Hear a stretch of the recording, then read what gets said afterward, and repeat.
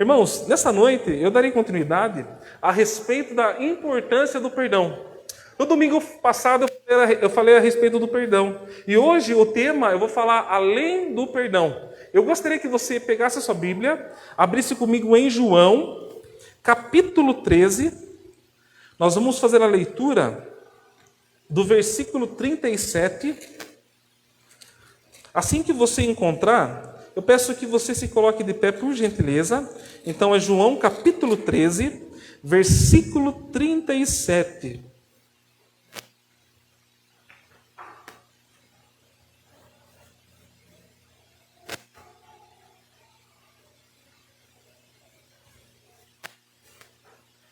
E Pedro lhe disse: Senhor, por que não posso seguir-te agora? Darei a minha vida por ti. Pode se sentar. Irmãos, como nós podemos observar nesse versículo 37, esse versículo que nós acabamos de ler, nós vemos aqui o discípulo Pedro fazendo uma promessa a Jesus Cristo. Ele questiona Jesus Cristo e automaticamente ele faz uma promessa dizendo: por ti darei a minha vida. Mas afinal de contas, o que significa promessa? Em o nosso dicionário, promessa significa compromisso. Promessa é afirmar um compromisso, seja de maneira oral ou de maneira escrita. E quando eu prometo algo, tem como sinônimo também juramento ou voto. Neste caso, Pedro, ele faz uma promessa oral a Jesus Cristo. Ele, naquele momento, quando ele fala assim, por ti darei a minha vida, ele assume um compromisso com Jesus Cristo. E pensando um pouco em promessa, seja ela escrita ou oral, vocês já pararam em algum momento da vida de vocês para refletir a respeito de promessas? Que durante a história de vocês fizeram, mas não cumpriram. Nesse momento, tente lembrar de alguma promessa que você fez e que você não cumpriu. Pare um pouquinho. Eu vou te ajudar. Vou citar inúmeros exemplos. Como o primeiro. Nós estamos chegando em dezembro, próximo ano, um ano novo, e muitos têm o costume de fazer promessas. E uma promessa clássica é: nesse próximo ano, eu vou entrar em uma academia. Eu vou fazer regime. Nesse próximo ano eu vou fazer uma economia, porque afinal de contas eu preciso guardar dinheiro. No próximo ano eu vou dormir mais cedo, deixar de lado o Netflix, deixar de lado o Facebook, Instagram, vou desligar o celular, porque eu preciso ler a Bíblia, eu preciso orar. Nesse próximo ano eu preciso ter mais tempo com a minha família, com as minhas filhas, preciso passear. Eu preciso ser paciente, pastor, preciso ser amoroso a Deus, preciso me dedicar mais às coisas de Deus. Interessante é que cada um que aqui está tem a consciência do que é certo e do que é errado. E geralmente quando nós fazemos uma promessa, nós temos essa consciência. Só que todo ano é a mesma história. Fazemos promessas e não cumprimos com as promessas. Na pandemia, a promessa que eu mais ouvi foi: pastor, assim que normalizar a pandemia, nós voltamos ao culto, voltamos à igreja. Esses que prometeram foram em festas, foram em churrascos, foram no trabalho de maneira normal, sem máscara, só alegria. Mas na comunhão dos santos é perigoso. Muito perigoso. O perigoso é fazer um juramento com falsidade. E vocês vão entender o que é juramento com falsidade. Olha o que a palavra de Deus fala em Mateus, capítulo 5, versículo 33 a 37. Coloca para mim, Ana. Fala assim, presta bem atenção.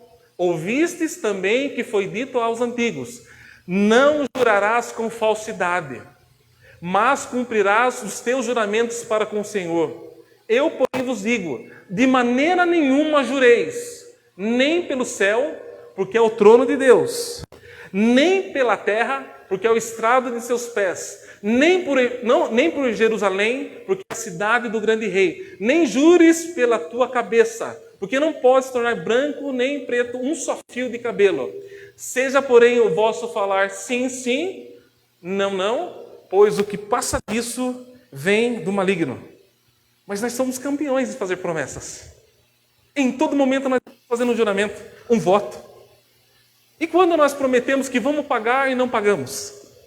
Devido a esse grande número de caloteiros, inventaram o pagamento com cheque. Agora nós estamos na era do pagamento com cartão de crédito, evitando assim um problema catastrófico aos comerciantes. É mais seguro.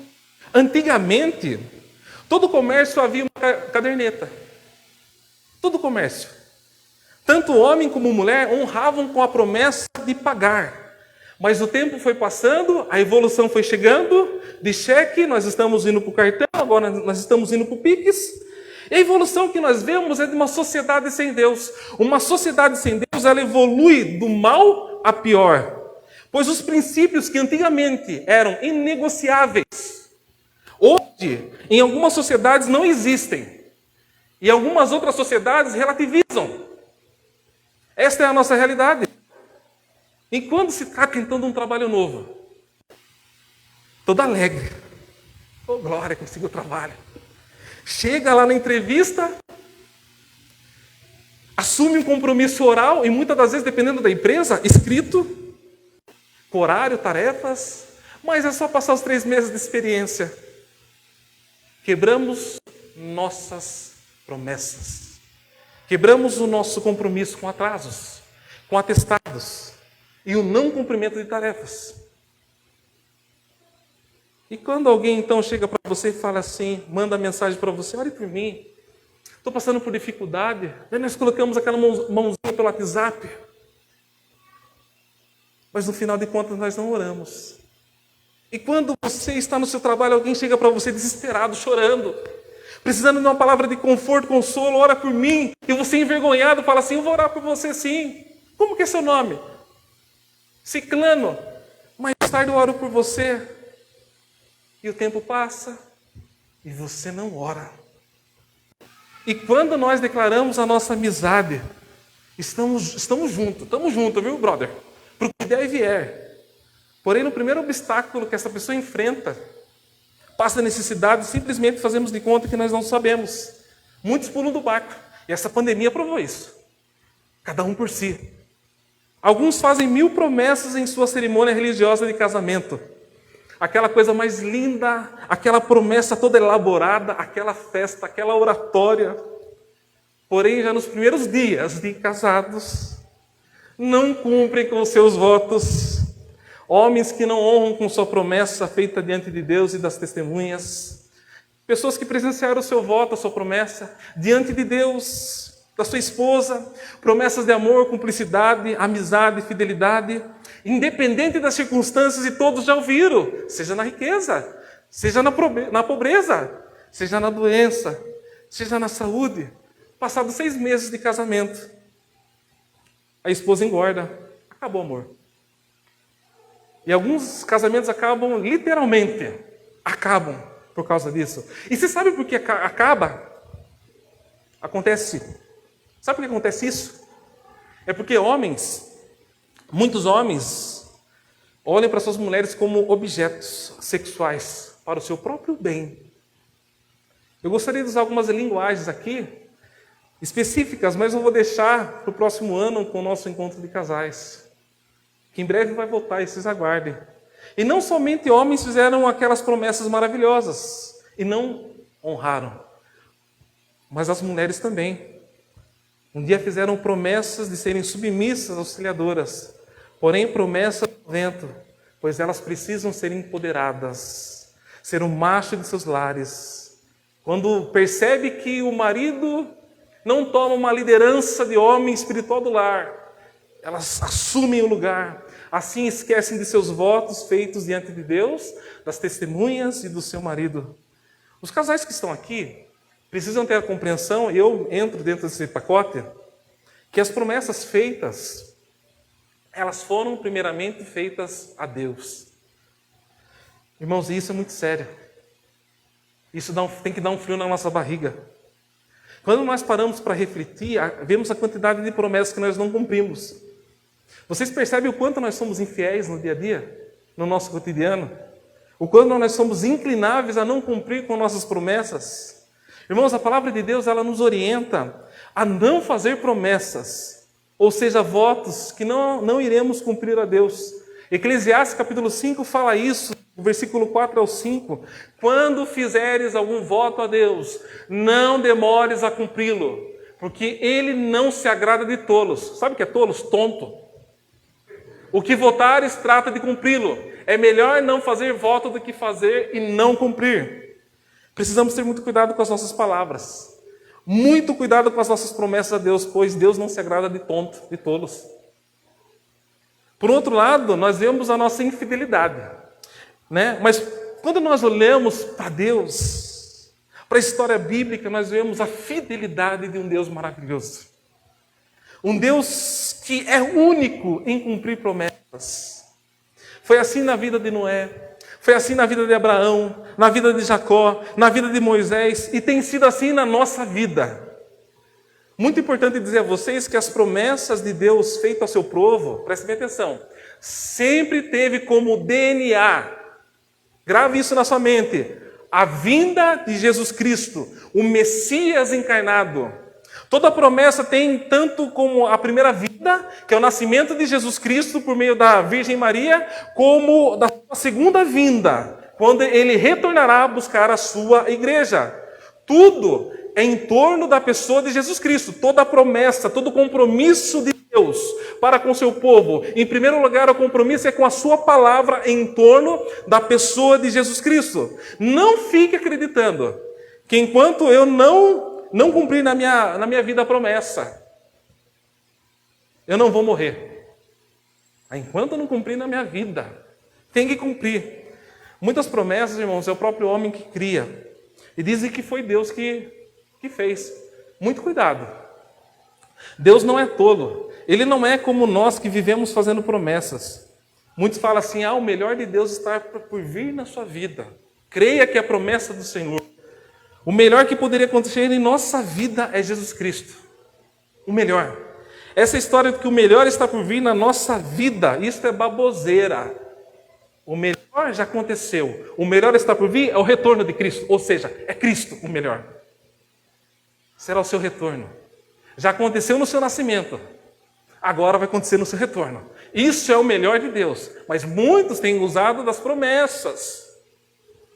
De um Deus que faz compromissos em coisas em que o próprio homem tem criado.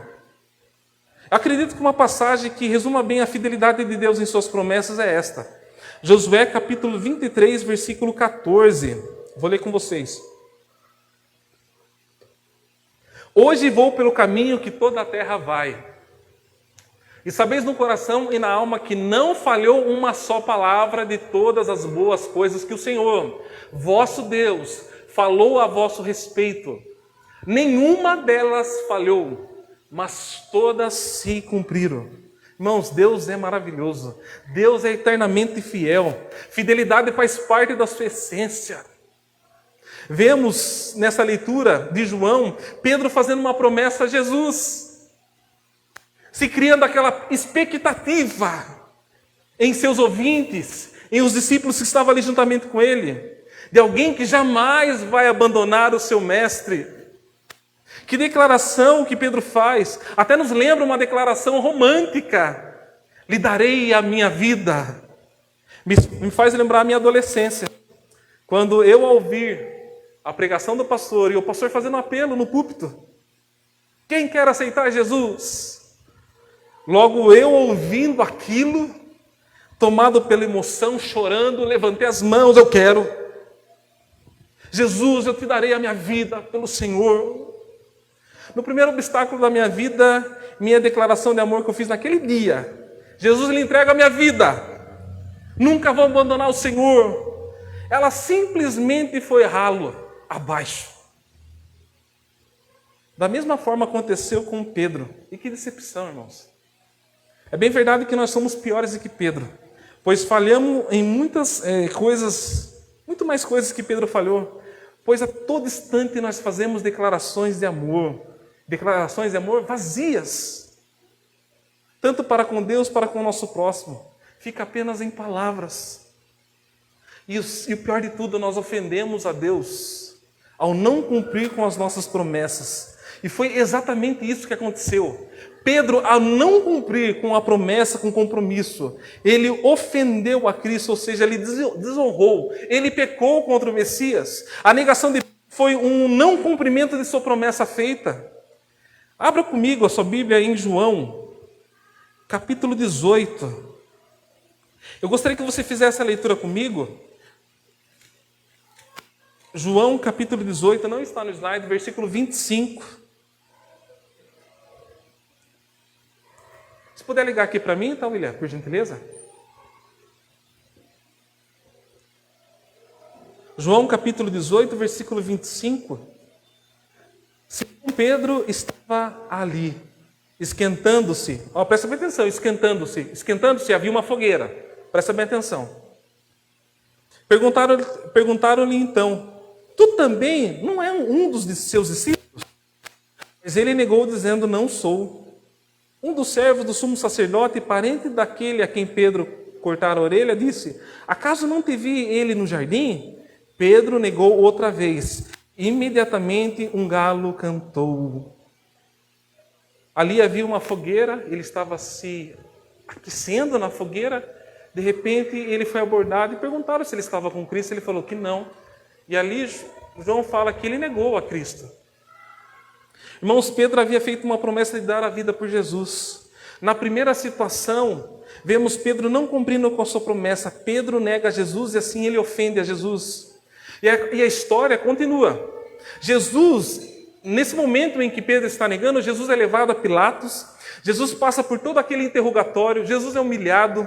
Jesus passa por aquele processo de espancamento. E ali ele é condenado à morte.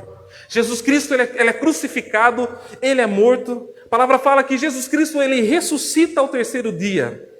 Daí nós vemos, dando continuidade à história, que Jesus ressuscitando, a primeira pessoa Jesus apareceu a ela é Maria Madalena.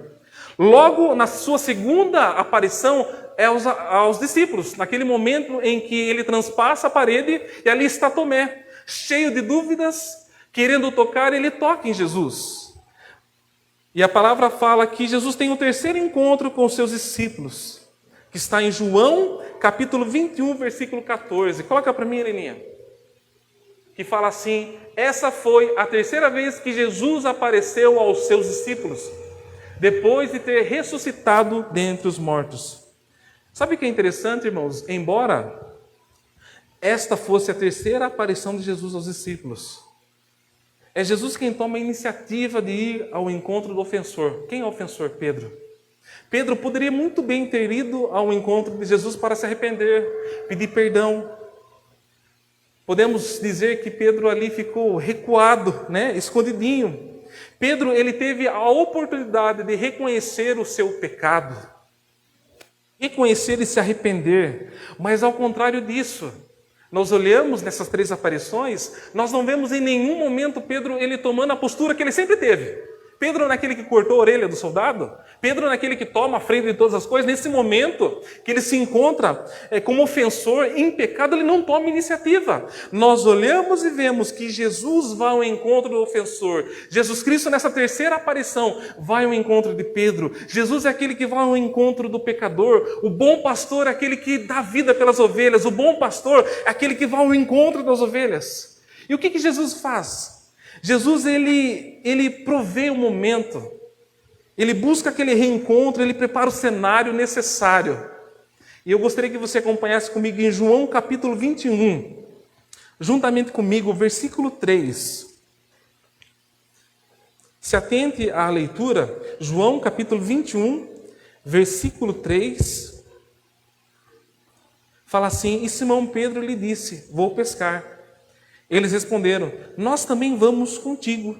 Então foram e entraram no barco. Mas naquela noite nada apanharam.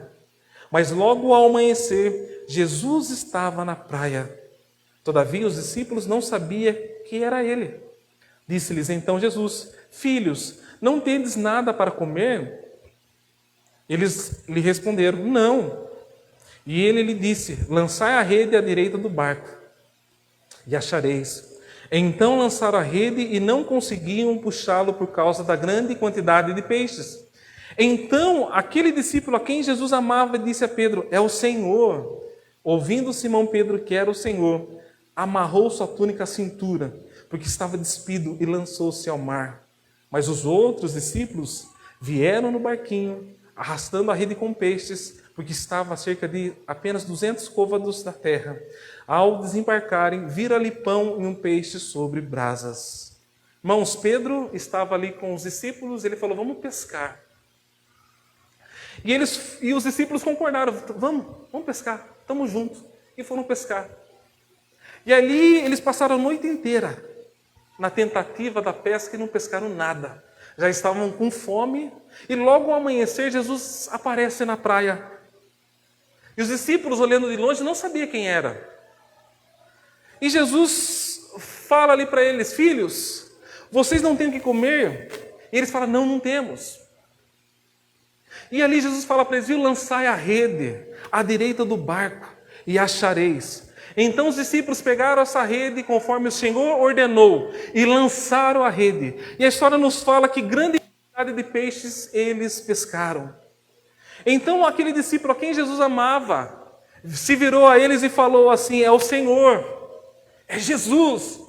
Pedro, ouvindo aquilo, eu acredito que tomado pela vergonha se lançou nas águas, se lançou ao mar. E os outros discípulos continuaram no barquinho e foram chegando até a beira da praia, lotado de peixe. Quando eles desembarcaram, olha que interessante, viram ali pão e peixe nas brasas. E olha que interessante, Jesus nesse momento estava preparando o cenário. Jesus primeiro provê os peixes, quando fala assim para eles: lança naquele lado. E eles assim obedecem à voz de Jesus Cristo. Assim eles conseguem pescar uma quantidade enorme de peixes. E quando eles descem, Cristo já havia preparado a refeição. Irmãos, isso é maravilhoso, irmãos. É maravilhoso porque como é importante obedecer à voz de Cristo. Eles passaram a noite inteira tentando pescar. E Cristo falou: não, lança deste lado. Muitas das vezes nós passamos a vida nossa. Por isso nós vivemos muitas vezes na escuridão, porque nós seguimos os nossos desejos. Eu tenho a experiência da vida, eu sei o caminho que eu devo andar. Mas a palavra fala que a palavra é lâmpada para os nossos pés. A voz de Cristo é lâmpada para os nossos pés. Irmãos, e é maravilhoso porque Jesus ele provê a pesca dos peixes. Mas também ele prepara a refeição. Acompanhe comigo o versículo 12 e 13 de João capítulo 21. Jesus lhe disse: vinde, comei. E nenhum dos discípulos ousava perguntar-lhe: quem és tu? Pois sabiam que era. Jesus aproximou-se, tomou o pão e deu a eles, e fez o mesmo com o peixe. Irmãos, Jesus convidou a todos a comer, e serviu a cada um com o pão e peixe. Sabe o que é interessante? Que entre eles Pedro estava. Jesus não faz diferença. Jesus tratou todos da mesma maneira. Analise e pense um pouquinho comigo. É uma postura que nós devemos ter. É uma postura que nós devemos imitar a Jesus Cristo. Quantas vezes eu vi situações em que eu estava em roda de amigos, e presta bem atenção, quando chegava um ciclano, ele ao cumprimentar, ele cumprimentava a todos, pulava uma pessoa e cumprimentava os demais. Ou, em outras situações, virava o rosto para um e ele cumprimentava os demais. Porque ali estava, entre essa roda de amigos, a pessoa que ofendeu. Ele simplesmente pulava essa pessoa. E o pior de tudo, dizia: a paz do Senhor. Paz de Jesus.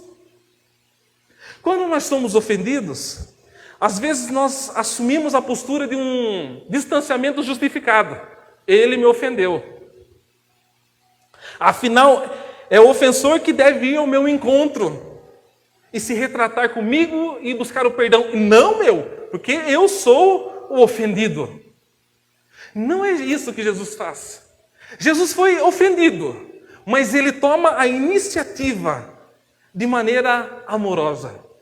E eu gostaria de fazer uma analogia, trazendo para a nossa realidade. Imagine comigo que Jesus vai ao encontro de seus amigos, ele cumprimenta todos. Não pula, Pedrão. Todos. A paz do Senhor. Paz seja convosco. E ali Jesus chama os amigos. Vamos comer um lanche? Inclusive Pedro. Vem conosco, Pedro, ofensor. Jesus os leva na melhor hamburgueria. Todos estão com fome. E como sempre, amigos, sem dinheiro. Jesus tinha inúmeros motivos para não fazer isso. Para não levar Pedro, que ofendeu. Mas Jesus age diferente. E conforme nós podemos observar, com essa atitude, Jesus perdoa Pedro.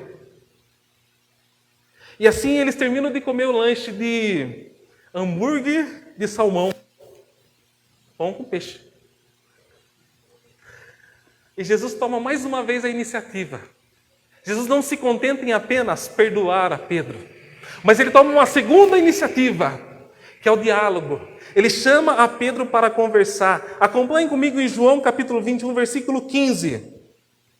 Olha que interessante, acompanhem comigo.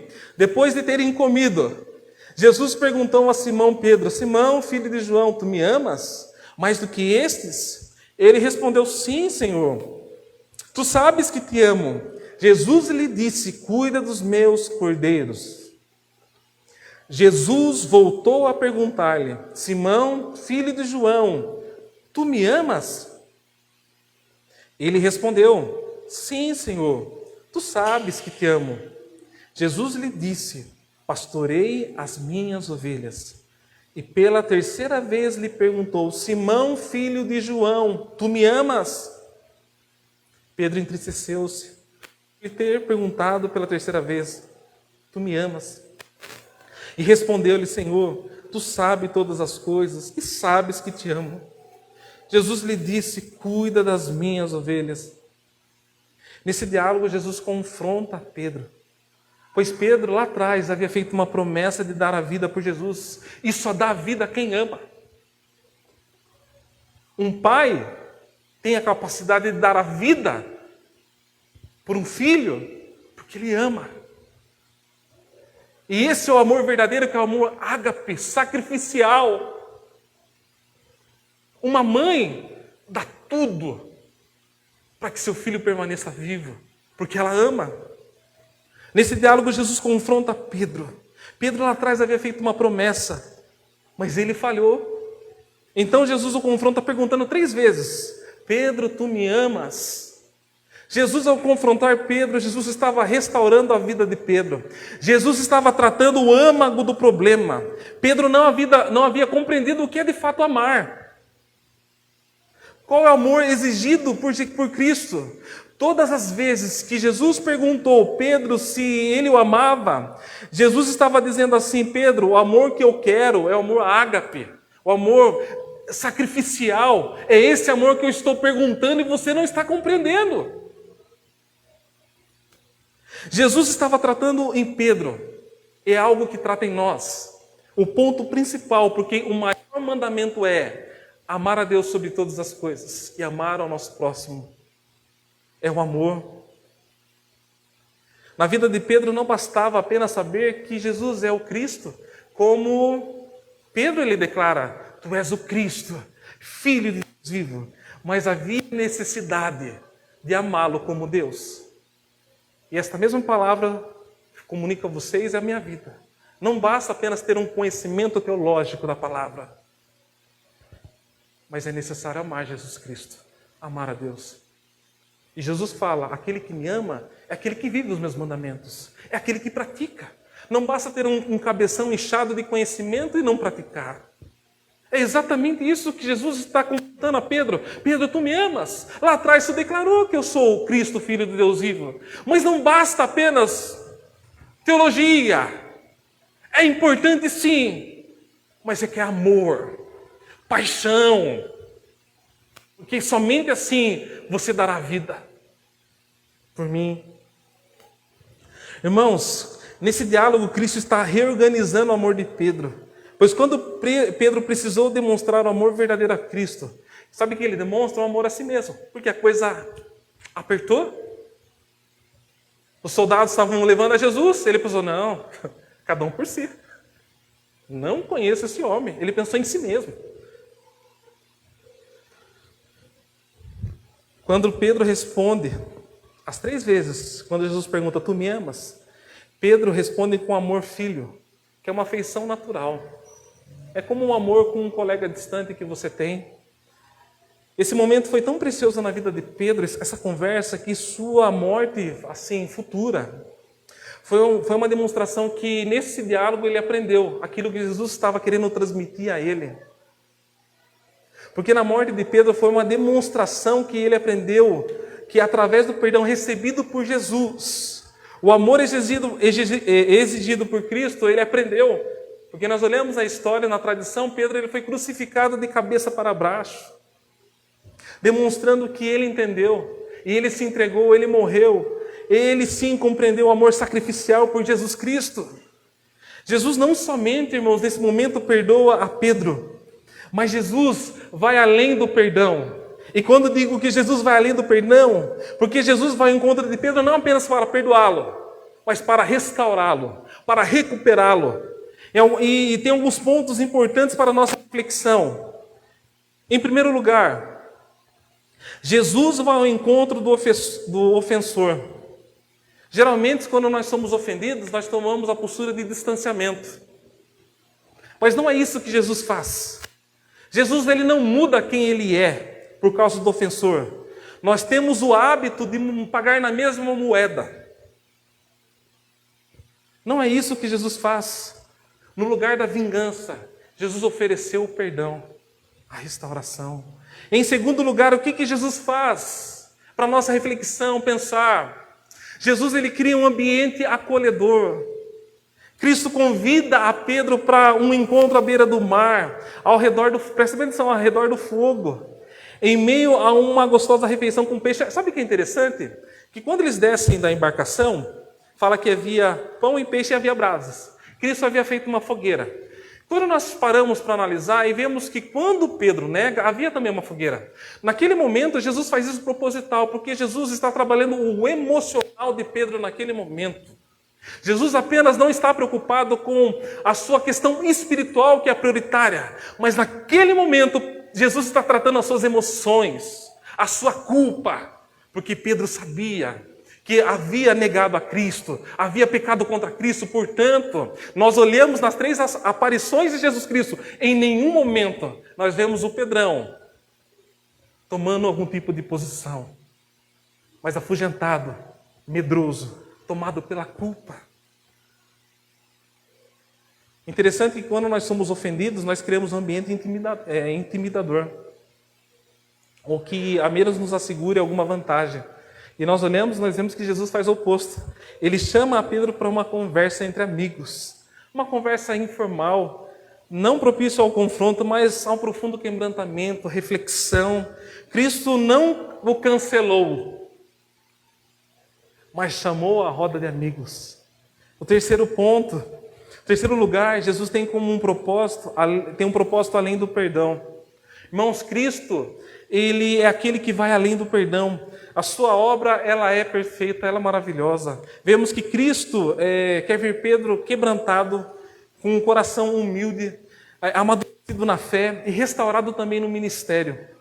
Quando nós somos ofendidos, nossa tendência é ir apenas até o limite do perdão. E isso é um sacrifício.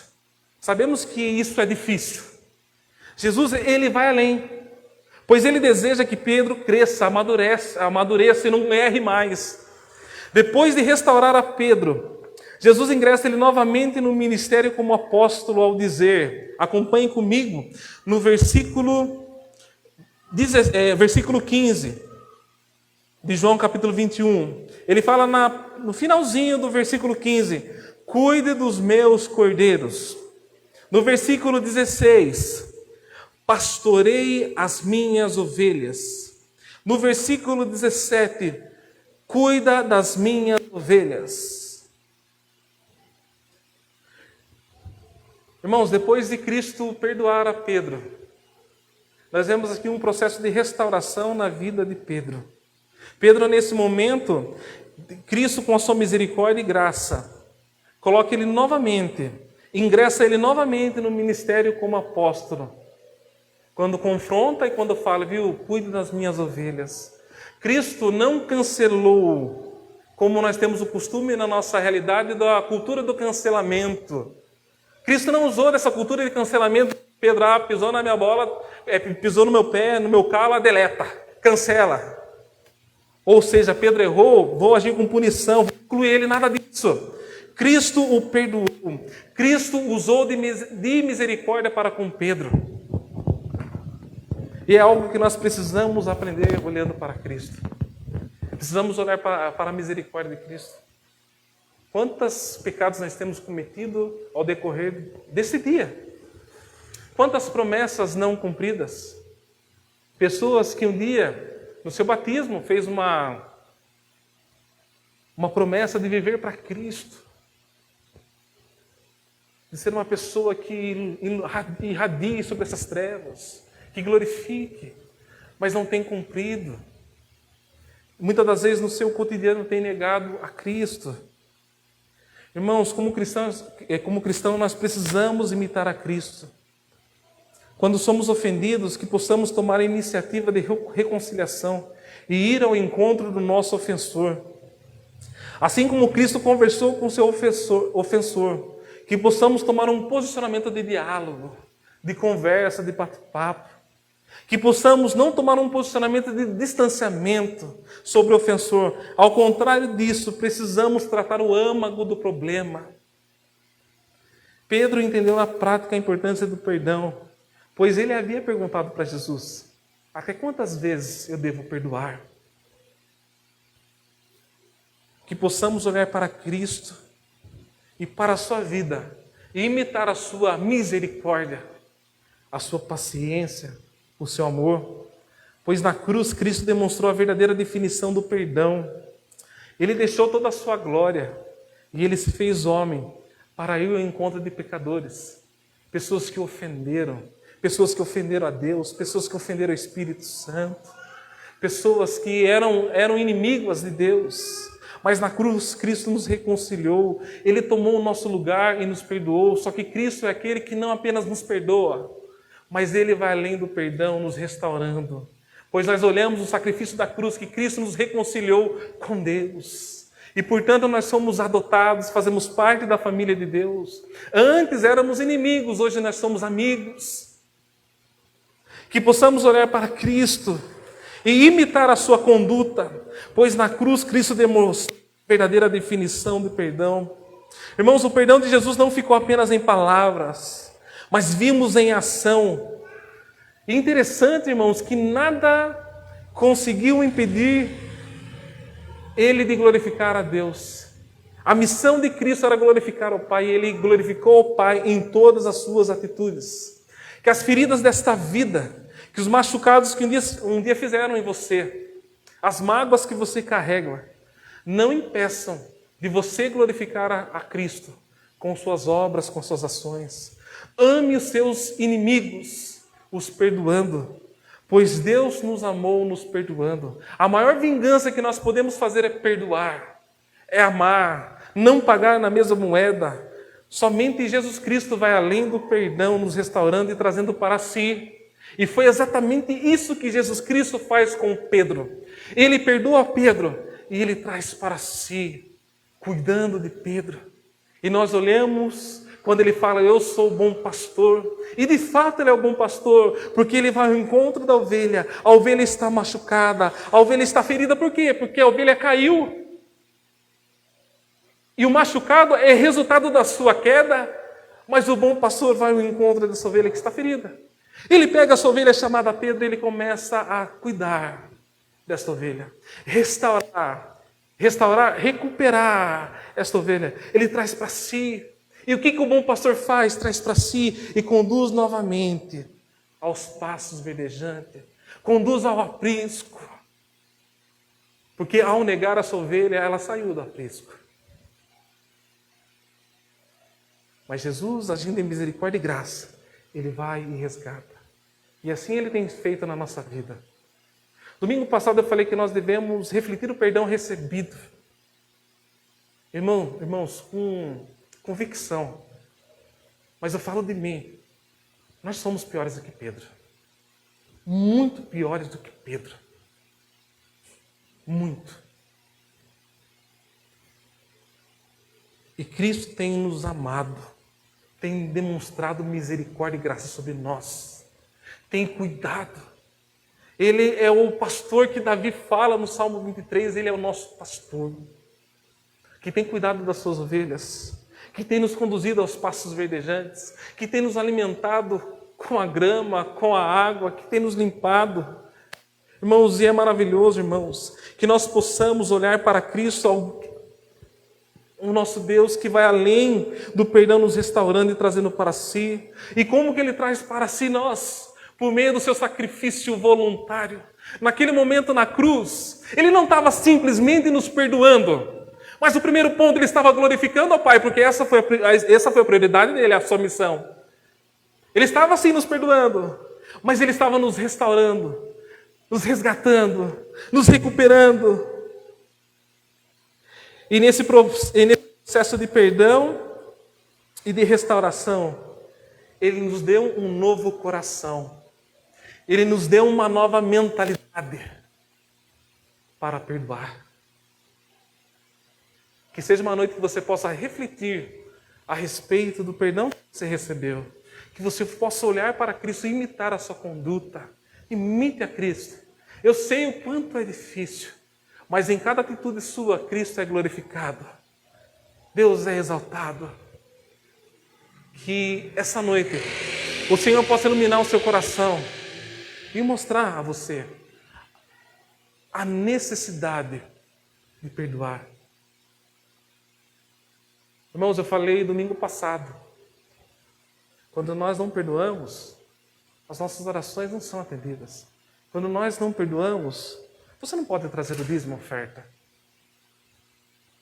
Quando nós oramos o Pai Nosso, lá no finalzinho, Pai, nos perdoa, assim como nós temos perdoado os nossos devedores. Será que nós temos de fato perdoado? E eu encerro dizendo para vocês que nós vamos perdoar. Não é porque nós somos bonzinhos, mas o perdão é mera graça. É o Espírito Santo trabalhando no seu coração e impulsionando a você perdoar. Porque isso não é obra humana, mas é obra divina. Naquele momento, Pedro, ele foi perdoado e restaurado. E essa palavra vem para trazer a memória de você. Perdoe, porque um dia você foi perdoado. Não use como padrão a sua vida. O padrão é Deus. E quando o padrão é Deus, todos pecaram. Quando o padrão é Deus, não há um justo que se salve. Quando você fala assim, eu não vou perdoar, demonstra que você está distante de Jesus. Que você não compreendeu. Você está cego, está em trevas. Mas que seja uma noite que você possa refletir. E eu finalizo agradecendo a Deus pelo perdão recebido. E que o Senhor nos capacite a perdoar. Porque um dia Ele nos perdoou. Que você saia daqui refletindo. Que você recebeu esse perdão maravilhoso. Que você não merecia. Interessante que quando nós somos ofendidos, nós olhamos para o ofensor e falamos, ele não merece o meu perdão. Como o pecado nas pessoas são terríveis. Mas eu convido a você a olhar para os seus pecados. E da mesma maneira que você olha para o próximo, dizendo que terrível o seu pecado, olhe para você. Examine o seu coração. Que o Evangelho nessa noite ilumine a sua mente e você olhe. Que você olhe para a grandeza de um Deus santo, misericordioso e gracioso. Porque só assim você vai enxergar o seu coração. Porque é só diante da luz que nós enxergamos. Mas se você não tem enxergado, e você sabe que você precisa perdoar, eu convido a você a se arrepender. E se arrepender verdadeiramente. Porque nessa noite Jesus tem perguntado a vocês, tu me amas? Tu me amas? Tu me amas? Não é o amor que vocês têm dado. Mas o padrão de amor é aquele que eu tenho exigido, Jesus fala para nós. Aquele que ama, aquele que pratica. Aquele que se sacrifica. Aquele que se doa. Não é um amor vazio. Nós olhamos para a história, eu acho maravilhoso, porque Deus amou o mundo de tal maneira que deu seu Filho, não ficou apenas em palavras, mas foi uma promessa que se cumpriu. Ele prometeu de maneira oral e escrita, mas se cumpriu. Que possamos olhar para as Escrituras. Sou filho de Deus, eu tenho que fazer igual meu Pai. Se eu prometer, eu tenho que cumprir. Mas se quer um conselho? Não faça promessas. Não seja tolo. Feche seus olhos nesse momento. Abra o teu coração. Fale com o Senhor. Deus, nós colocamos diante do Senhor no nosso coração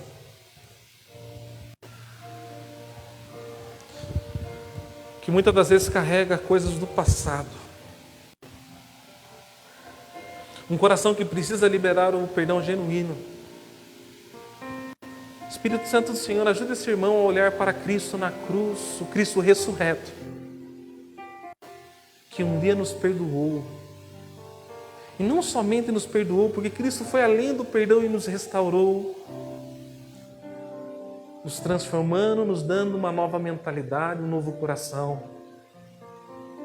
O tempo que eu não perdoava é porque eu tinha um coração de pedra. Mas em Cristo eu recebi um coração de carne, apto a perdoar, um novo coração. Cristo, como é maravilhoso olhar para a sua misericórdia. Você tinha todos os motivos de excluir a Pedro, mas o Senhor é o bom pastor que vai ao encontro da sua ovelha machucada. Ovelha que caiu num buraco profundo, mas o Senhor foi ao resgate desta vida. E o Senhor nessa noite, como bom pastor, tem ido ao resgate de vidas que aqui estão, que por não perdoar, tem pecado, tem se tornado prisioneiros dos seus sentimentos, mas que seja uma noite, que o Evangelho traga libertação a cada mente que aqui está e a cada coração, e que possamos nos posicionar e perdoar, e assim Cristo seja glorificado. Deus, muito obrigado. Nós merecíamos o inferno, nós merecíamos a punição, mas o Senhor enviou seu único filho, filho que foi ao encontro de pecadores que estavam em um lamaçal de pecado, e o Verbo se fez carne, e Cristo habitou entre nós, e ali Ele encontrou muitos doentes, pecadores, miseráveis, e Ele viveu a vida que seria nossa, nos perdoou e se entregou naquela cruz em nosso lugar. E aquele sangue que escorria em seu rosto nos purificava de todo pecado.